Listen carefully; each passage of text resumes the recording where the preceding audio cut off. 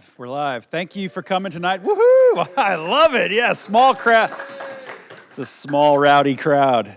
Let me introduce myself. I'm Reed Corbett. I'm the executive director here at the Coastal Studies Institute. Thank you for coming this evening, and for those of you that are online as well. We're happy to have one of our own here this evening, Dr. David Lagomasino. We'll be speaking about some of the work that he's doing, not just here in North Carolina, but I imagine around the globe.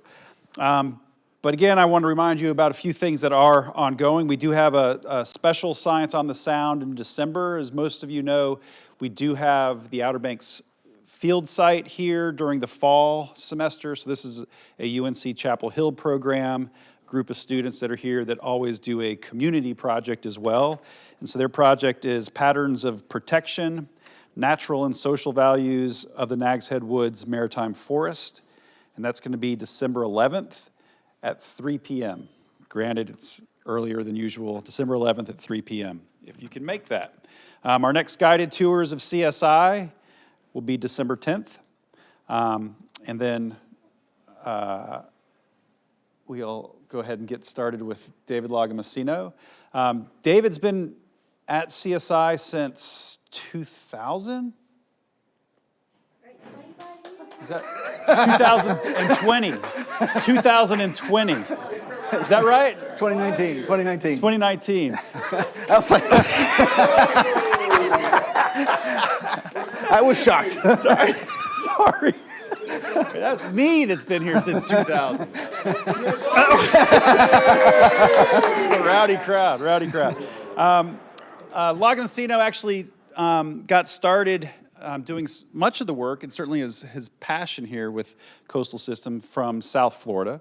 Lagomasino, sorry, I always refer to him as Lagomasino. A good name. Came up from Florida, actually did his master's at ECU in geology under the tutelage of some incredible professors. No need to name them. No need to name. And then went down and back down to South Florida to do his PhD at the Florida International University. And then spent some time at NASA, University of Maryland, before arriving here at the Coastal Studies Institute in 2019. Not 2000. Anyway, so what I love about David's work is how he sort of brings a lot of things together. Different spatial scales, different temporal scales, from satellites to measuring centimeter scales with terrestrial LiDAR systems. I have no idea what he's talking about this evening, but we're all going to find out together. So David, thank you.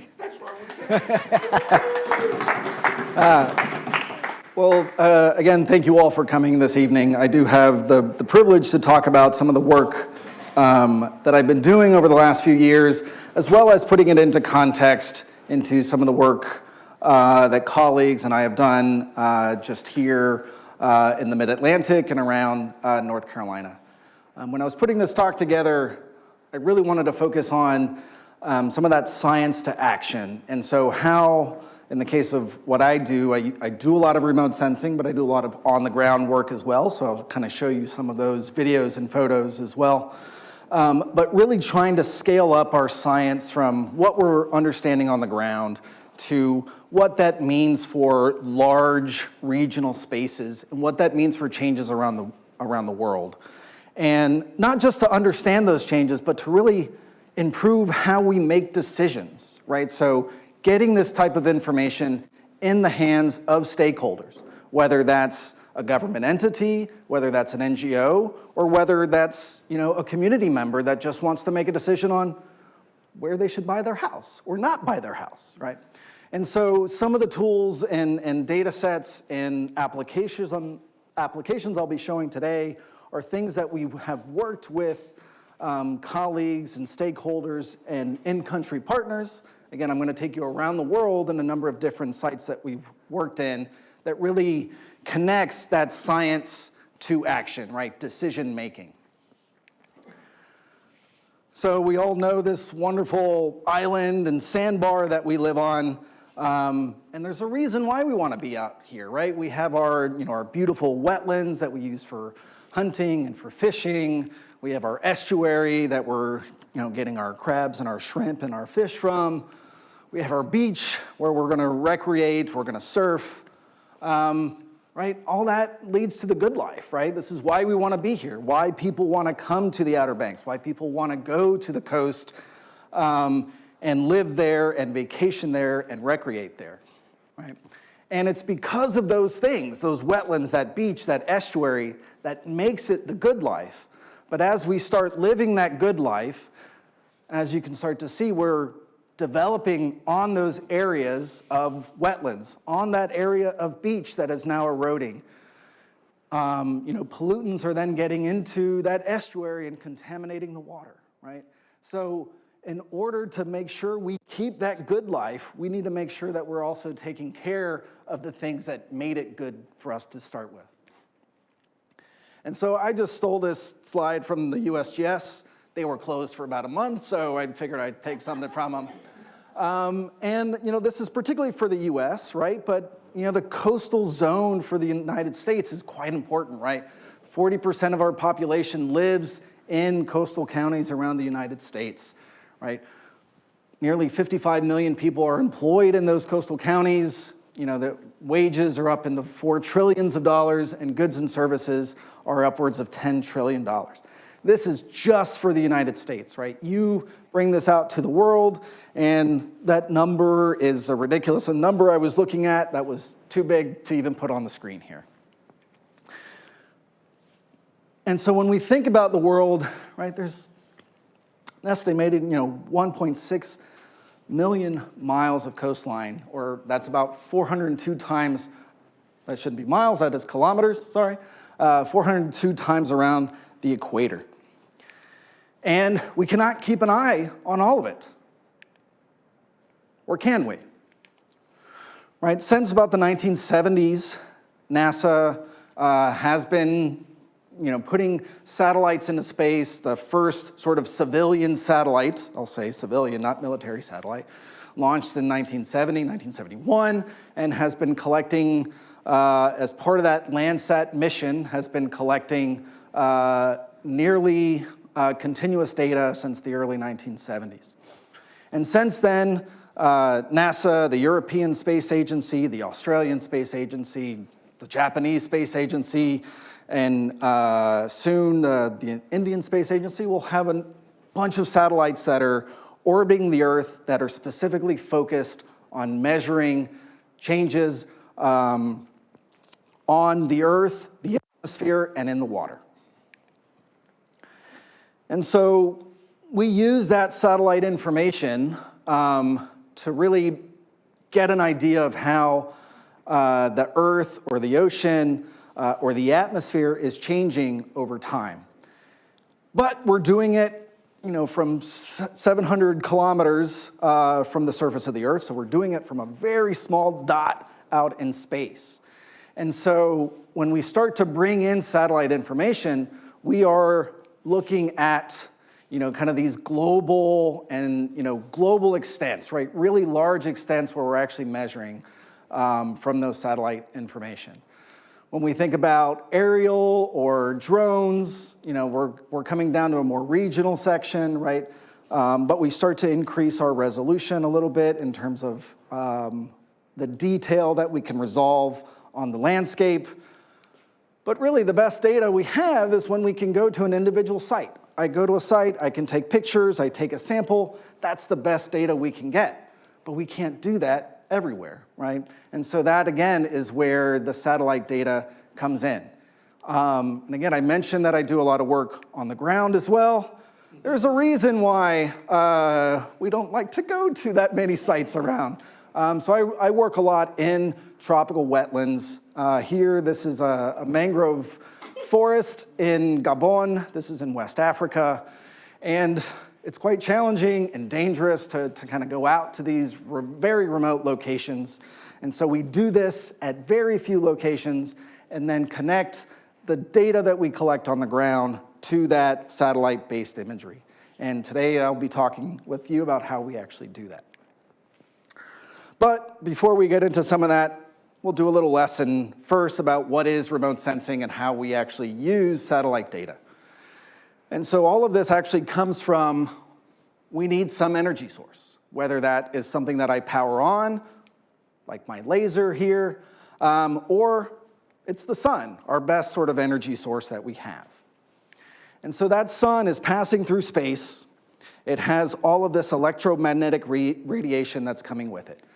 X-rays, gamma rays, visible rays, near-infrared, all of this is just being transported in waves and particles from the sun through space, and eventually it interacts with the Earth. It interacts with the atmosphere, the gases in the atmosphere, particles, cloud, water vapor. All of those things start to interact with different parts of that energy spectrum. Some of it is absorbed, some of it's scattered, and some of it is transmitted through the atmosphere. And so think of this, the ozone layer is blocking out the really bad sort of UV rays. That never comes to the surface of the Earth because the atmosphere is blocking those rays. But it allows the penetration of visible and near-infrared light. Right? So that's why essentially we evolved to see things in the visible spectrum, is because our sun is the right temperature that gives off the maximum power around the visible wavelength. So once that energy comes down, it interacts with, again, the atmosphere. Eventually that passes through, and then it interacts with the landscape. Water, trees, urban spaces. And again, that same thing is That same thing is happening. So there is reflectance, transmittance, and absorption. So these objects are absorbing that energy. They're either reflecting that energy, or it's being transmitted through that object and onto the next medium. So eventually, some of that is reflected back. Whoops. There we go. And then our satellite sensor is recording specific parts of that electromagnetic spectrum, whether that's visible, near-infrared, it could be thermal, it could be, depending on which ones we're looking at, those would be the main ones really for Earth purposes. But we have it recording at the satellite, and now it has to send it back to the Earth at a receiver. This turns into an image. It then goes through an interpretation and analysis process. So that's me at number 6. And eventually this turns into information map statistics for applications. And in the end, what I'll be talking about, decision making. How do we make better decisions about our coast? So again, with these satellite sensors, it's seeing those things that we cannot see. So we cannot see all light. We only see parts of the visible spectrum, right? The red, the blue, the green, and the red parts of the spectrum are what we see with our eyes. These sensors can pick up more than that. And so what I'm showing you here on the right-hand side, my hometown of Miami, my house is probably somewhere around here. Here is what we would see if we were out in space. This is what we call a true color image. So this is, the colors reflect the sensors that are recording the red, green, and blue. Here, it's pretty much the exact same image, but we have colored it now with one of the sensors that actually collects near-infrared. So in these areas of red that you see here, these are these mangrove forests down in South Florida. They come out as a bright red. So, and I'll go into much more detail later, but they give a strong signal that gives a specific signature that we're able to tease out that allows us to look at and identify specific types of land cover classes or land cover units. And then on the bottom here, this is just another what we say false color composite, where we're actually using the shortwave infrared and the near infrared information. And so now you can see that there's a really bright green that stands out for those mangrove areas. And so what this allows us to do, again, is there's a fingerprint. There's a spectral signature that comes out from these different objects on the ground. And this is what those signatures look like, and I'll walk you through this. So on the x-axis here is the wavelength. So as we go from left to right, we go through the blue, the green, and the red lights here. This is our visible spectrum, what we see. This is the near infrared, and then there's 2 shortwave infrared bands. And what you're seeing here in the blue, the green, and the brown is kind of a typical signature of what we would see of water, of vegetation, and of soil. And so I'll just kind of walk you through this a little bit. So here in the vegetation, I should say, actually I forgot to mention here on the y-axis, this is how much of that incoming radiation from the sun is being reflected back to the sensor. So that's what that is saying here in percent reflectance. So how much of that incoming is reflected back. So when we look at the vegetation here, what you can see on here would be the blue and the red, is that there's absorption. And so plants absorb both in the blue and the red. That's what their chlorophyll is doing. They're taking that energy and doing photosynthesis and creating oxygen, and they're reflecting in the green light, hence why their leaves are green. And this unique signature here is a very high reflectance that we have in the near infrared for vegetation. And this is typical for vegetation. And this is related to the actual cell structure of that leaf. And so we can look at, again, here's that same signature. We have our leaf pigments here in the blue and the red that are being absorbed. And then we have things about the cell structure or the leaf biochemicals, different proteins or lignins that are within the leaf itself that reflect and absorb different parts of that spectrum. So it is a unique signature that we can tease out, again, as well as what we see here with water and soil. Again, these are typical, and I'll show you some additional ones on how we can tease these out. So that was the lesson, and now we'll get into the cool science, right? And again, my main thing here is how we can empower science, that data access, right? Having readily available access to this kind of data, this information, to build more resilient communities for the future. And so we work on this back end, right? We have our satellites, we're looking at data sets, we're analyzing them, we are designing scenarios, working with users to define what that looks like, right? We're using historical data, but the idea is that we're empowering those users to use this information in order to make, again, those better decisions about whatever that decision may be, right? But you can use that real data to make that decision. So I mentioned that we've been collecting data. It's been over 50 years now. So not only can we see it at one spot in time, we can now look over the last several decades to see where and why coastlines around the world have changed. And so here's just an example as we're going from 1994 through about 2017. This is a unique site that I like to show that's out in Indonesia. This is actually a marine protected area. And so what you see here is that change from green to now kind of a blue or a black color. And you can see over it was just a matter of a couple of years that it essentially was deforested, right? And so we can actually do a measure. We have our 1996 map here. We have our 2017 map here. So we can actually measure the loss over that time, but we can also measure the rate of it and how fast that transition happens. But one of the things that we really wanted to stand out here was we don't want to know just where that loss was occurring. That's kind of, I would say at this point in remote sensing is fairly easy. One of the things that we wanted to do was identify what was the disturbance, what was the thing that caused it to be lost. And so how do we separate it from something like this? This is where the community has come in, They've come in and cut the trees. They use it for charcoal. They use it for building timber. They use it for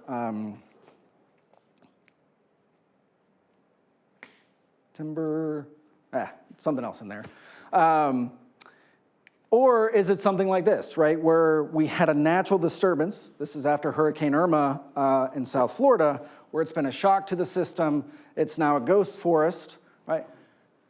Spectrally speaking, those two things look very similar, right? So we wanted to really identify how we can distinguish those two types of disturbances. And so we can use that long-term data set. Here I'm looking at about 1984 to 2017. This is a spot in South Florida. This is one single location. So think of one pixel from that satellite image. I have one pixel on the left and a separate pixel on the right. And so you see these ups and downs. This y-axis is essentially a measure of greenness. This is a metric that we use that says the higher that value is, the more green my forest is. The lower, the less green. So once it gets to around like 0.2 or 0, it's been essentially lost or transitioned into something else. And so we have these ups and downs in that greenness. These are associated with cyclones in the regions. And so we can see one site where it's degraded, but it bounces back, right? It's resilient. It's degraded again, and it bounces back. But then in another site, it's degraded, doesn't quite get back up to it. It gets degraded again, doesn't quite get back up, and then eventually it's the last straw, and it's not able to recover. So we can use some of this information about the rates of recovery and how it bounces back to identify if something is healthy, whether it's degraded, whether it's regenerating, whether it's resilient, or is it something that leads to essentially a ghost forest, or does that forest die off? So we've done that, and we've processed millions of Landsat images, satellite images from 2000 to 2016, and we identified a variety of different sort of natural and human and combined human factors that play a role in this type of this mangrove loss around the world. And so we identified shoreline erosion, the conversion to commodities. This would be shrimp and rice. We have extreme weather events like droughts and cyclones, non-productive conversion, and then here you see commodities and shoreline erosion occurring together. And so here we started to tease out that difference between that non-productive conversion, or in this case, commodities that you're seeing here, and those cyclone disturbances. I will say, just want to make a note that this was one of our high school interns that published this paper several years ago. And so one of the big takeaways from this paper was that globally, about 60% of that mangrove loss since the 21st century is attributed to humans.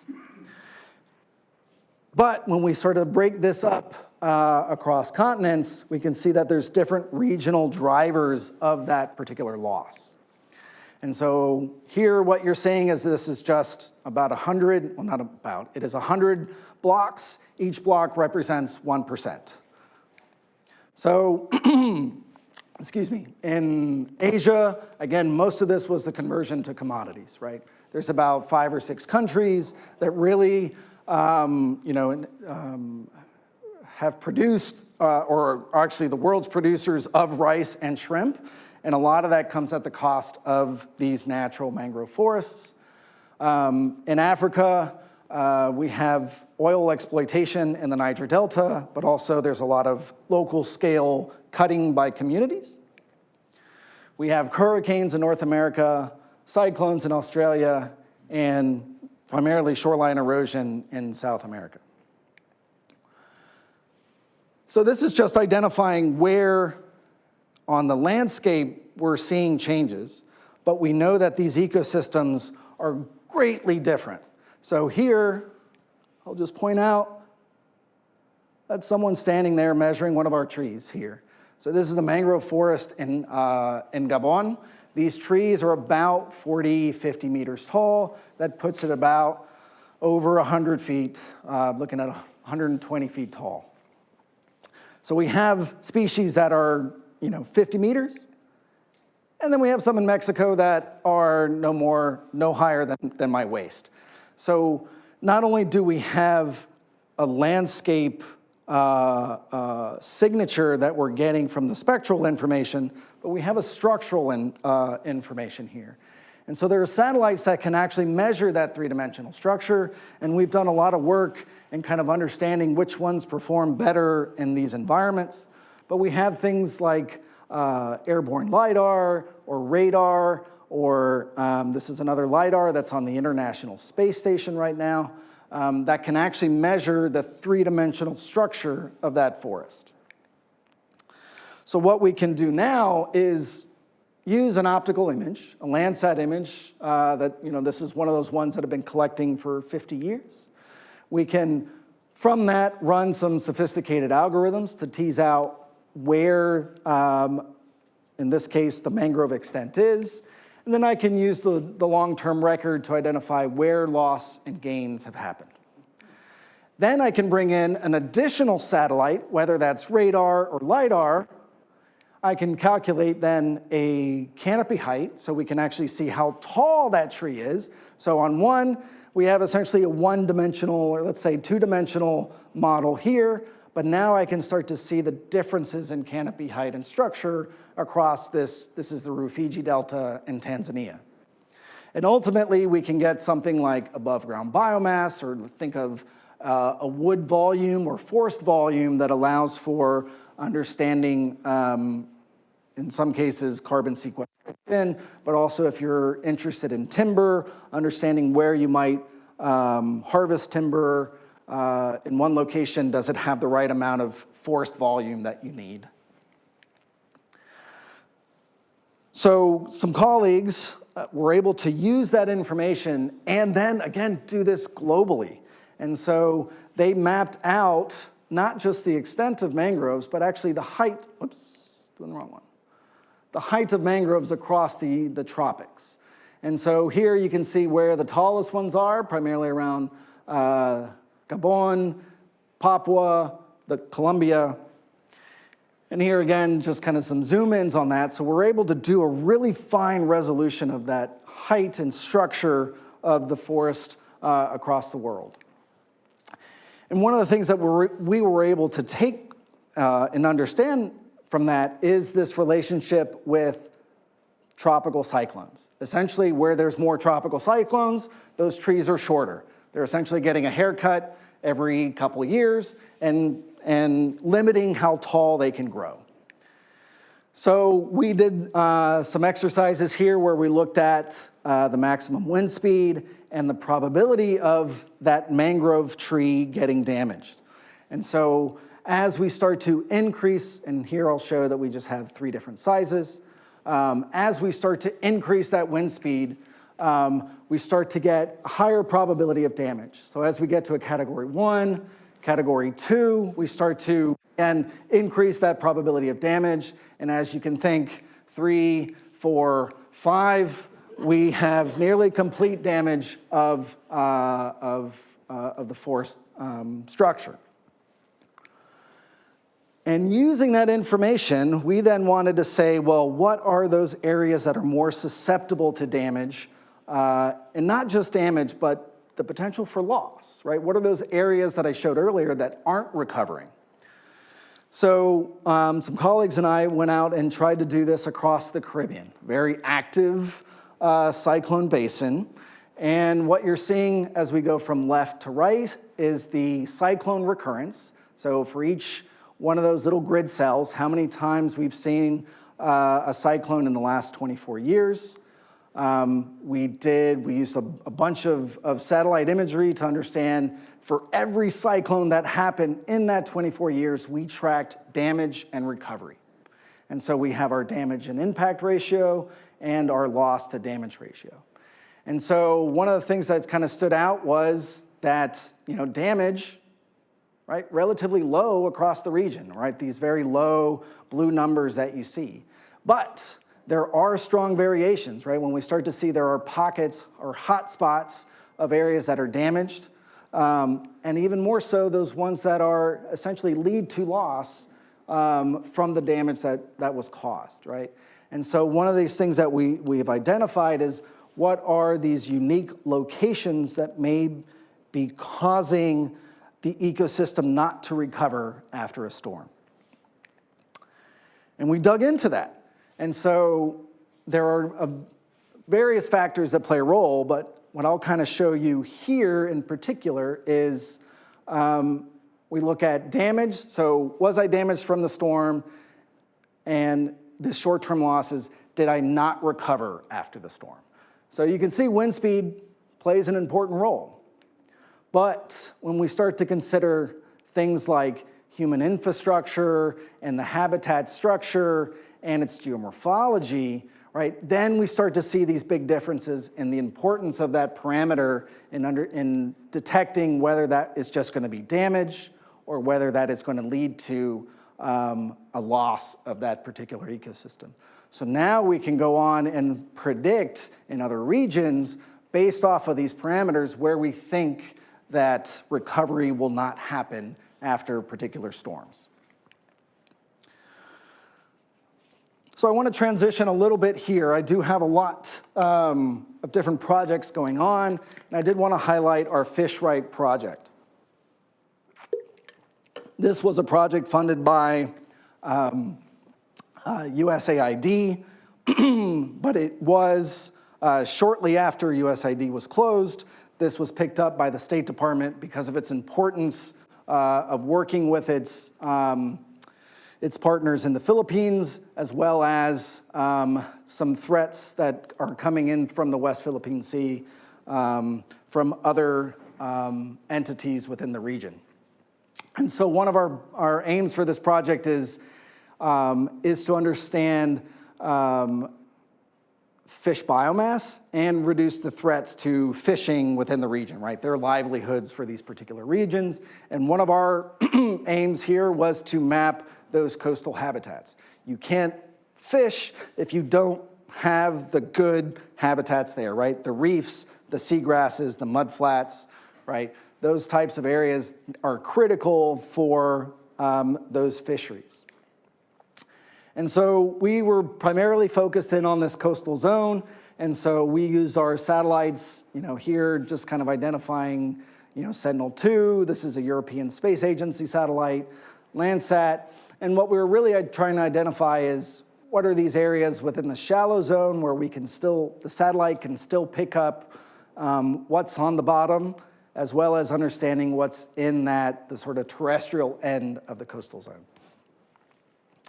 So we did a number of things on this project. One of those was a rapid assessment after Typhoon Odette in 2022. Essentially the Department of Natural Resources said we need to know where these forests are damaged. We need to do some recovery afterwards. So we did a rapid assessment of the damage across, here you can see the path, and we built this viewer so we can actually share that data rapidly with the Department of Natural Resources. And so here's just kind of some examples this is outlining a mangrove forest, and the red spots, those are the areas that were highly damaged, right? Based off of those spectral signatures that I was showing earlier. So we have some spots that were heavily damaged, and then some other areas that weren't as damaged, but we can kind of see, the pockets of where there was damage and not. And so this was instrumental for them for deploying aid to different parts of the island, as well as identifying different restoration strategies for the different communities along the coast. One of the other things we did, and this is what's kind of going on to our project with the State Department, is understanding what's going on in the West Philippine Sea. And so this is just off to the west of the Philippines. There's a number of atolls that are out here. You can see these beautiful atolls that are pretty much untouched in many locations. However, there has been rapid development on these atolls. These are out in the middle of the ocean, in the middle of nowhere, and these have been developed by different entities in the region, with China being kind of the main country involved in some of this terraforming, I would say, of these atolls. And so one of the things that we can do is, again, use that satellite information where we can see what that atoll looked like in 2014 and what that looks like now in 2022. But what I'm also showing here, this is the timeline. So as we go from 2013 to about 2024, here again, just a metric. This is a ratio of light that we can use.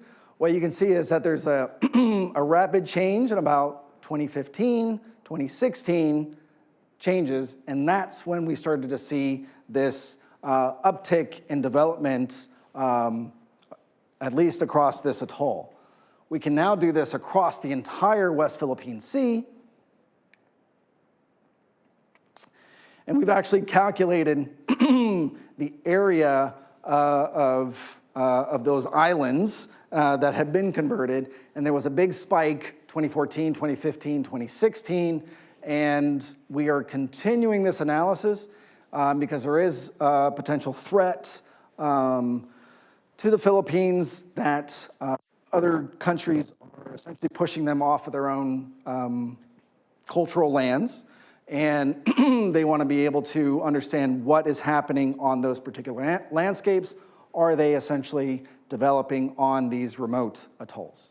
And so we are continuing that project with our partners in the Philippines. And again, just some other change detection things that we've been working on, where we can actually look at some of the benthic areas around it, so some of the seagrasses and coral reefs, and see, is there a trend to change? We can't necessarily identify what may be changing, but we can at least say, hey, there is a change happening. Please go check that out. And so we have a whole website sort of dedicated to this, and you can actually go and take a look at where some of this development has actually happened. It's in a surprising amount of those islands in the West Philippine Sea. Next, I'll step over to some of our work in West Africa. This is in part in partnership with the UN Sustainable Development Goals, and we are working with Ghana to monitor gold mining in the region. And so again, we were using satellite information to identify where sort of artisanal mining was happening. And I say artisanal, some of that artisanal is legal and some of that is illegal. And so we can't differentiate from satellite what's illegal and not, but we just wanted to provide our partners, because that's, in our conversations with them, that's what they were interested in. We wanted to be able to show where that gold mining was happening. And so again, we are able to do this type of analysis. This was published, but then we also put that information again into a tailored toolbox for our partners. And I would say you could go to this website, you can zoom in and out and actually see the timing. So we actually have a date of the conversion. And so we can actually look at when and where that conversion from vegetation to gold mines happened. And you can kind of see the timeline down here on the bottom right. And so from this analysis, we saw that of the mining, the vegetation, vegetation loss, about 21% of that occurred because of mining itself, about 35 from urban, and we say 26 from other. This could have been just a conversion to something else. We do have some uncertainty in our models. And so this could be other vegetation types or other things like that. But we're really able to identify what was that role of mining in that conversion of vegetation. In one of our sites in Indonesia, we worked with partners. This is a student from MIT that we were working with that worked with partners in Indonesia to understand flooding. In this case, they are sinking at 10 centimeters per year, something ridiculous like that, right? The length of my hand per year. And so they're getting lots of flooding that's occurring. And so we were using satellite information to understand the frequency of flooding. And we help build this tailored tool, again, for the city to do planning and understanding where communities may be more susceptible. So some of the maps that you see underneath are shared from our partners and then overlaid with our more spatial and satellite data information that you're seeing there in blue. And so again, this is helping them understand where their vulnerabilities are and what communities may be most vulnerable to these flooding events. And now I'm going to start bringing it home. And so I've talked a lot about tropical mangroves, and that's what I love, but I also do salt marshes and kind of got my career started with someone in the room in salt marshes itself. And so we've also done a global analysis of salt marshes and just some kind of numbers from that. Of all of the salt marsh loss in the world, Russia and the US accounted for about 64% of those marsh losses. Part of this is also dependent on our salt marsh maps aren't that good yet. They're getting better. But this was one of the first maps to actually identify this significant amount of loss coming especially from two countries. And in particular, there was, from 2015 to 2019, that was the biggest decrease that we saw. And this was really attributed to, cyclones and shoreline erosion that kind of occurred between that time frame. So if you remember 2017, 2018, and maybe 2015 were very active cyclone years. So now, let's bring it home, right? So I'm just gonna pop up different animations. These are Landsat animations that I've created over Hatteras Inlet. When it starts off, that's 1985, and it goes through about 2024. And so you can see the opening, of Hatteras Inlet. You can see the sort of the erosion of the spit at Cape Hatteras. You can see Pea Island, and if you wait just at the right time, you can see the opening of New Inlet. We have Kerala. And so the Outer Banks has changed a lot, right, in the last 20, 25, 30 years. And so not using satellite data, but I wanted to throw this in here. This is work by Smith and colleagues, I think actually some folks in the room, that used surveys, geological surveys, and aerial imagery to look at shoreline erosion in the northern and sort of southern Outer Banks. And so in the area of Pea Island, we had a sort of a narrowing. Actually, did I skip one? There we go. Here we go at the top. So the northern parts of Pea Island widened at about 3 meters per year. You can see this was the early sort of surveys.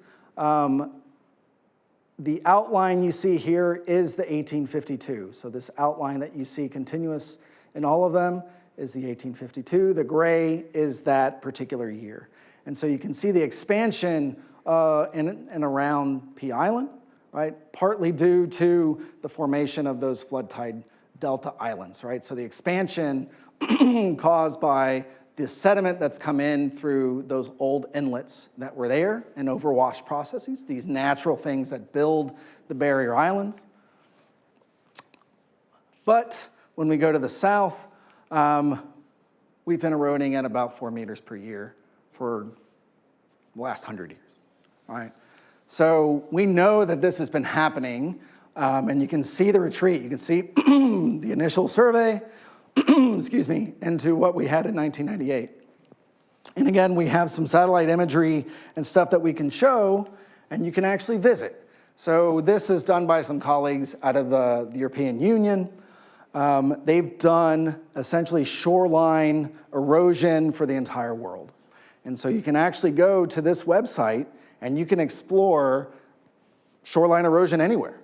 And so here I've just pulled out, for eastern North Carolina, and you can see the red, the kind of the hot spots across this region. I'll just kind of zoom in a little bit as well.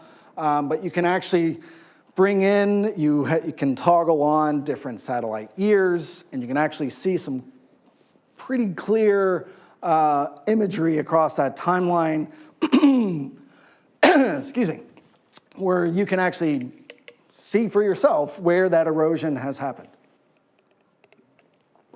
So I'm happy to share this website with you. I would say also please share it with friends if they're trying to buy here in the Outer Banks. Just point them to that website. And in addition, you probably heard a lot about ghost forests in the region. This is an accelerating problem that we're seeing not only in North Carolina, but the Mid-Atlantic and the Gulf. And so this is done by some colleagues over at an NC State. And essentially, since 2000, we've had about 15% of unmanaged public lands that have changed from a coastal forest to now a transitional ghost forest. And you can see that here. So whereas we're going from, these greens here, and then eventually, so this is 2000, this is, I think 2006, and then 2014. So the orange here is now those ghost forests, right? So that coastal forest is now being transitioned to a ghost forest and now being taken over by shrubs, herbaceous plants, and salt marshes in some cases. But it's not just happening here.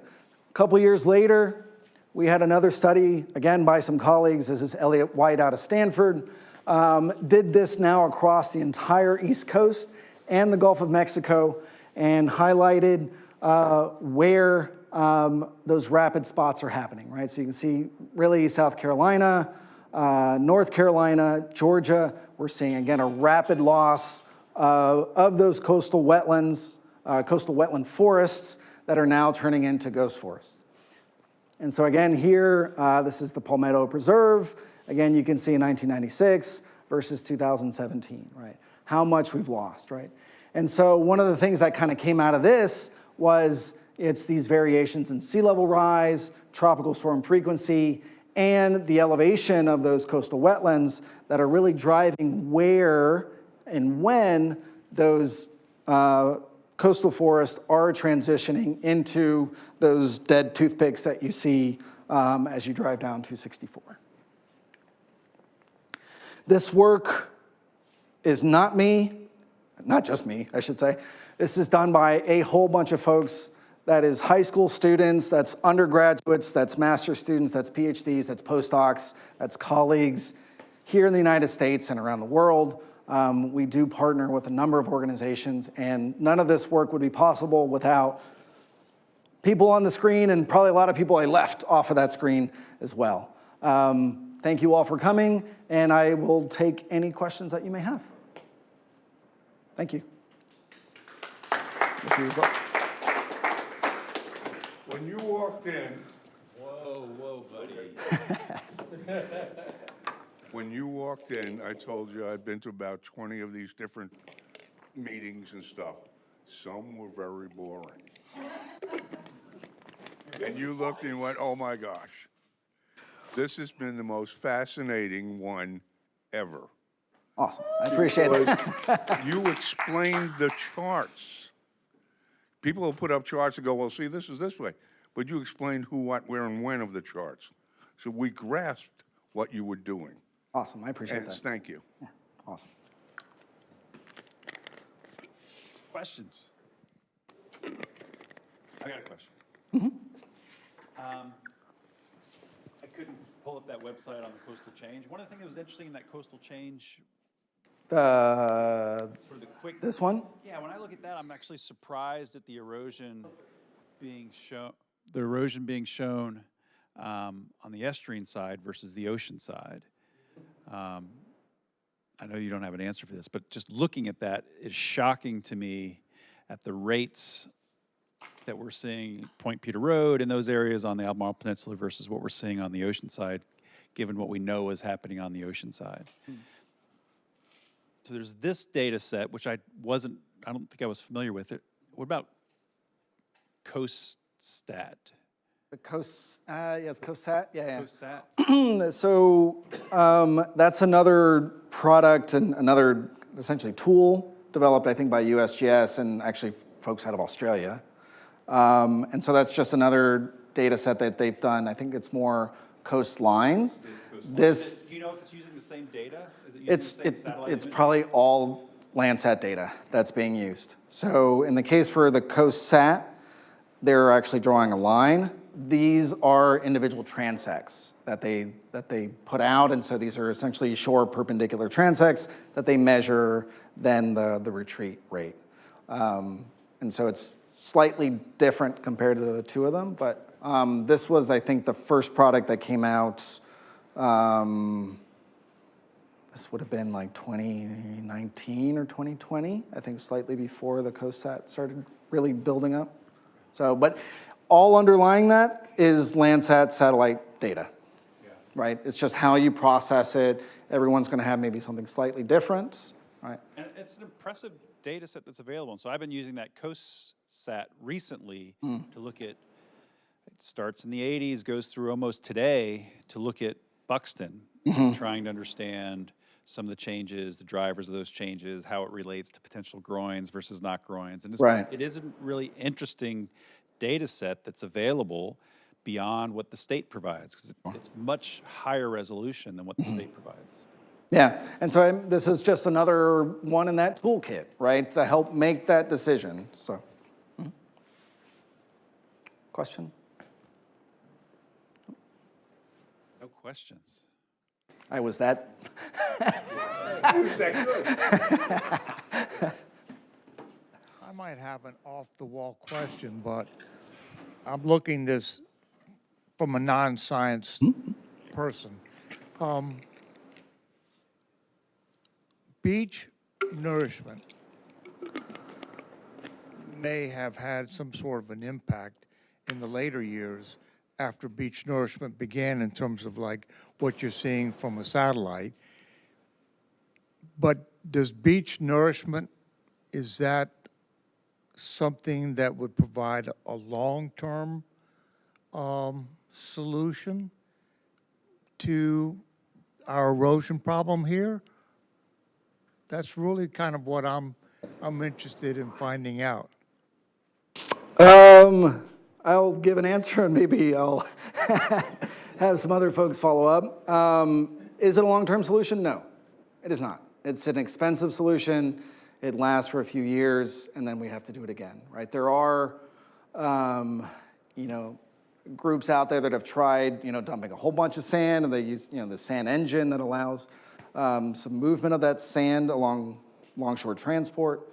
But it's not a long-term solution here, at least not in the immediate future. I mean, things are moving too rapidly. I mean, you see also we're thinking about one spot, right? But the fact that this inlet is opening up, that is changing the way sediments are moving around, that water's moving around, and that could impact how, again, that sand is moving from north to south along our shorelines.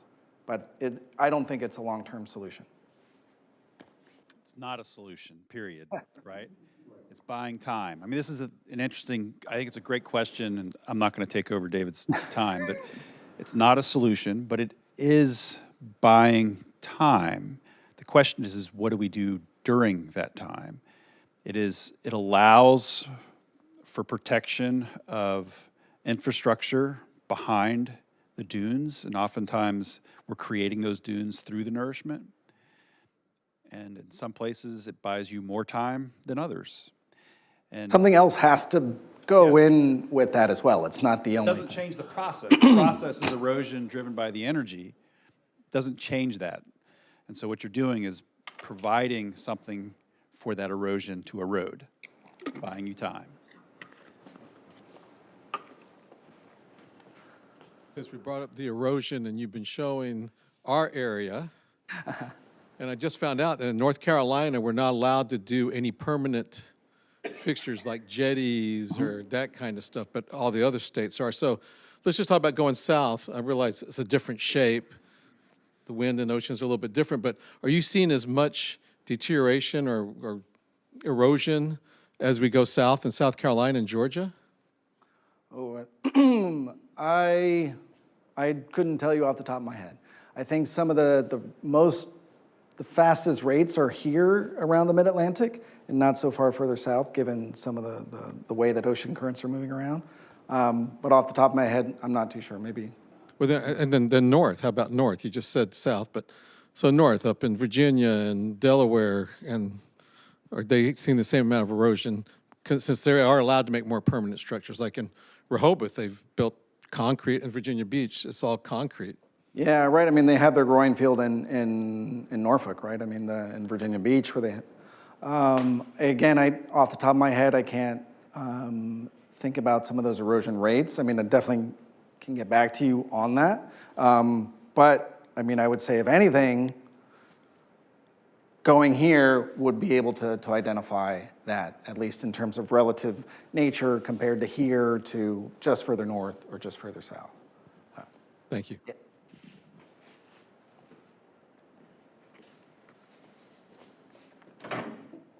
Other questions? All right. Thank you, David. Yeah. Thank you. Thank you all. Thank you.